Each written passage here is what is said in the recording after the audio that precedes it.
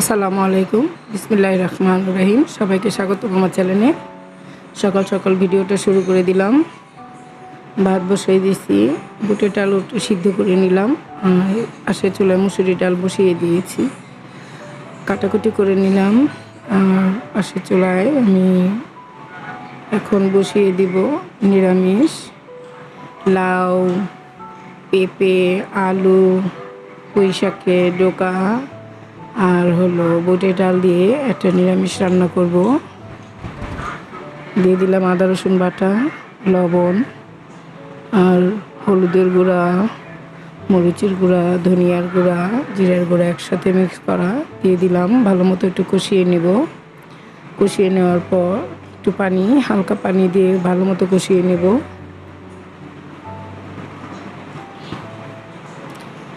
দেখো দিয়ে দিলাম একটু পানি। ভালো মতো কষিয়ে না নিলে আবার মশলাটা পুড়ে যেতে পারে, এই জন্য একটু পানি দিয়ে দিলাম। এই যে সিদ্ধ করা ডাল, মানে বুটের ডাল একদম 4-5টা সিটি দিয়ে নিয়েছিলাম, সেটা এখন কষিয়ে নেব ভালো মতো। তারপরে যে দেখো সব সবজিটা দিয়ে নেড়ে চেড়ে নিলাম। আর আমার ডালটাও হয়ে গেছে, পানি দিয়ে দিছি, বাগার দিয়ে নামিয়ে ফেললাম। এখন দিয়ে দিব মাছটা, ভেজে নিব।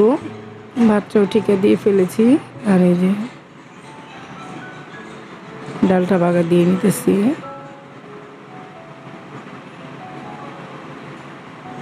দেখো সবজিটা কষানোর সময় লাউয়ের থেকে পানি ছাড়ছে।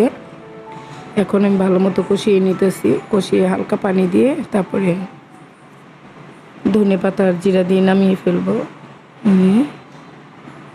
দিয়ে দিলাম জিরার গুঁড়ি,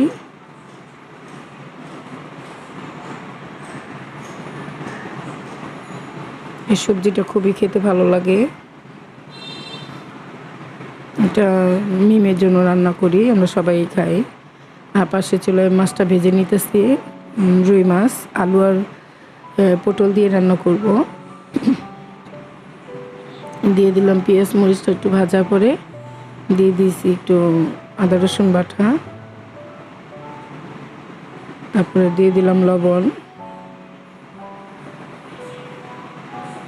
তারপরে হলুদের গুঁড়া, মরিচের গুঁড়া, ধনিয়া, জিরার গুঁড়া সব একসাথে মিক্স করা ভালো মতো একটু কষিয়ে নিব। কষিয়ে নেওয়ার পর হালকা পানি দিয়ে দিব।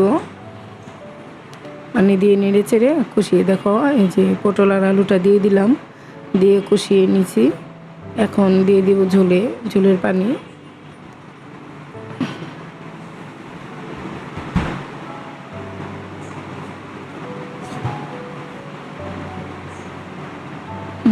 আয়াতের জন্য, ফাতেমার জন্য মাছ ভাজা রাখছি।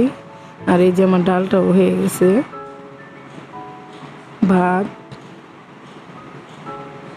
আর হলো নিরামিষ সবজি, আর হলো রুই মাছের ঝোল, আলু আর পটল দিয়ে আর ডাল রান্না করছি।